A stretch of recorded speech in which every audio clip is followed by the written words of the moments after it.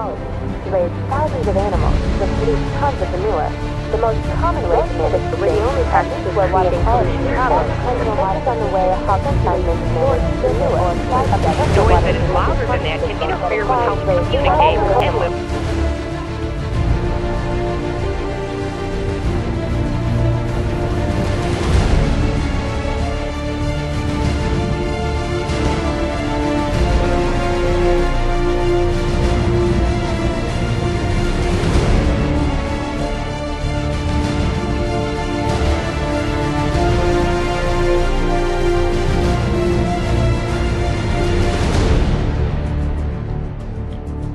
Today I'm going to talk to you about two types of pollution that are not necessarily at the forefront of our thoughts and concerns. Those types of pollution would be noise pollution and water pollution.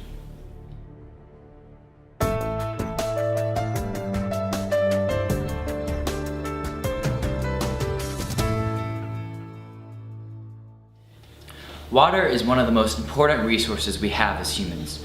People can survive without food for several weeks, but without water, we couldn't live for more than 1 week.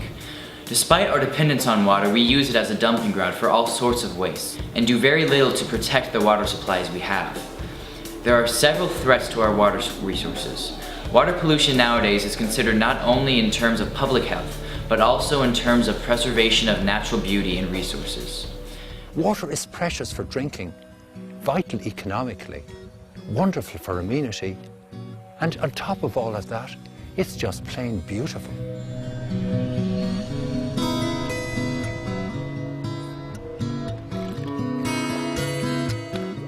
The major sources of water pollution are organic pollution, agriculture pollution, and toxic waste. Governments and citizens should both participate in the actions that will reduce the amount of pollution and its damage it is causing to the environment and to all living beings. Solving the water quality puzzle is an enormous challenge simply because there are so many pieces to consider. The ways we use water, the practices that threaten it, the different pollutants in the water, and the sources of those pollutants, and hydrology, the water cycle, and ways we've interfered with it. Complicating the puzzle even more, these pieces never combine in exactly the same way. Every community's water quality problems are unique and depend entirely on which pieces are in play. Organic pollution is becoming more and more pressing on the environment because of the growing population of the world. It's a simple concept. The more people there are in one area, the more waste they will produce. Everyone has been in a lake where there is a lot of dead algae on the shore and the water is clouded with algae. This situation is known as eutrophication, where algae is out of control and water is without oxygen.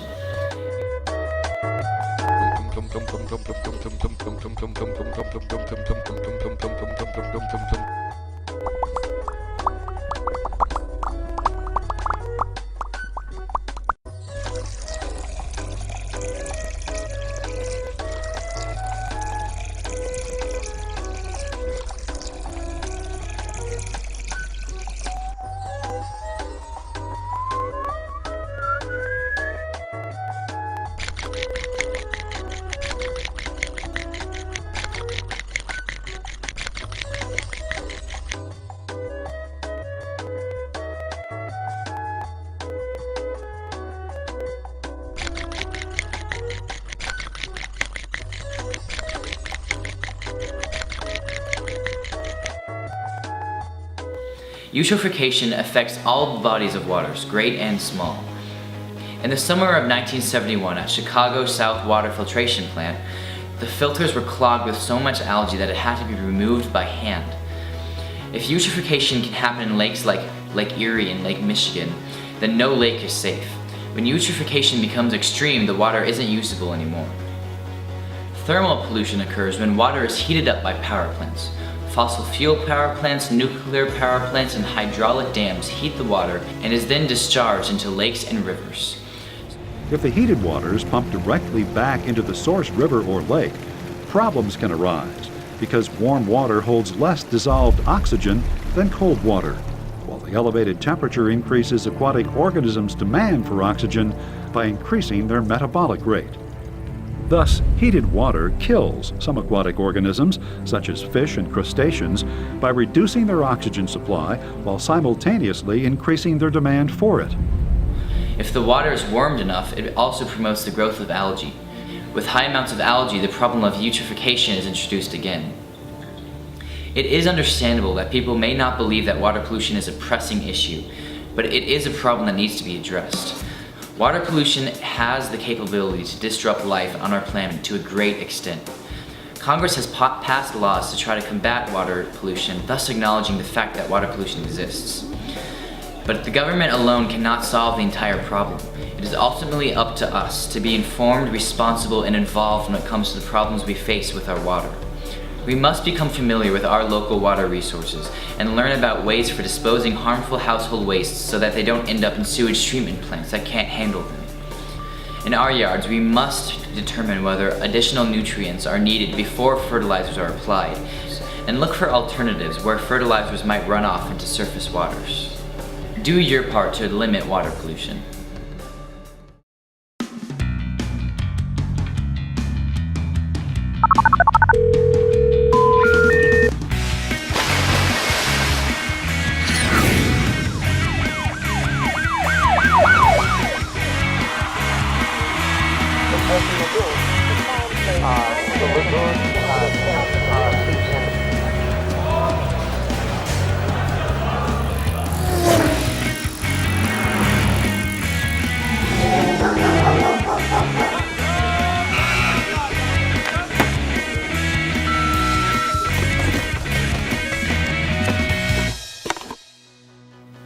Noise pollution.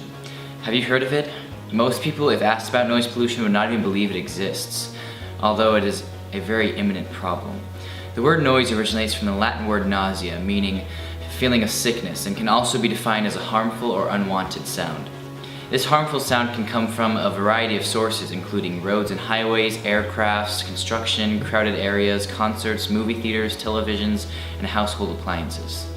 Our world is constantly inundated with noise, simply due to the presence of us humans. As noise pollution is extremely harmful to human health and wildlife, an effort to reduce it is essential in our communities. There are many negative effects of an overexposure to noise in the human body.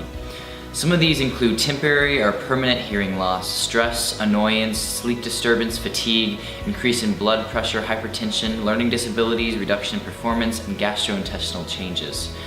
The number of body systems affected by noise is almost unbelievable. Noise is measured in decibels. Decibel levels begin at 0, which is almost total silence. As sound gets louder, the decibels increase. Decibel levels under 85 are considered safe for your hearing for an unlimited amount of time. The louder the sound, the less time you can listen safely. Hearing damage begins at the 90 decibel mark. The average rock concert is 120 decibels. This level of sound is extremely unnecessary and absolutely damaging to hearing. Loud music is something that is glorified in rock culture. Many concert goers are simply not aware of the dangers of loud music. Permanent ear damage can occur after 30 minutes of exposure to 110 decibels of sound. No wonder your ears ring after 2 hours of 120 decibel loud music. The music industry is enticing its fans to attend concerts and then damaging them permanently, which is absolutely horrible. One place you wouldn't think noise would matter would be underwater. This is actually the opposite. Noise travels up to 5 times further underwater, which allows animals to hear each other over long distances. Unfortunately, high-power submarines are single-handedly destroying the ecosystem by blocking and absorbing the creatures' noises. Noise has the ability to interfere with their ability to communicate with themselves or to forage and hunt for prey. Essentially, all of the complex tasks that marine mammals perform, they perform with sound. So if we limit their ability to hear, we're limiting their ability to perform. Noise also makes a species communicate louder, which is defined as the Lombard effect. It is researched that whales sing much louder when submarine detectors are on. When one species begins to speak louder, it begins to mask others, eventually causing the entire undersea environment to be extremely loud. This can be devastating to these creatures, as the sounds they are making can be warning signs, finding of prey, and a way to find others. Although sound is required for human interaction and existence, the current level of sound is simply unacceptable. Granted, music may be considered more fun at a higher volume. As long as the concerts stay under 90 decibels, they're at a perfect level. The music industry should want nothing less than to have a good show that is safe for its fans. Currently, it is not. I believe that the government needs to step in and make a change to only allow concerts to reach a certain level. The same is to be said in the underwater realm. Yes, submarines are important, but we need to invest in new technologies to limit the noise that is created for the good of the underwater creatures that are affected by them. You can also do your part to limit noise pollution. There are so many simple things that can be done to improve the environment positively. Most importantly, spread the word about noise pollution. One of its biggest dangers is none other than that people are simply not aware that it exists. As more people are made aware of noise pollution and water pollution, I believe an effort will be made to prevent it.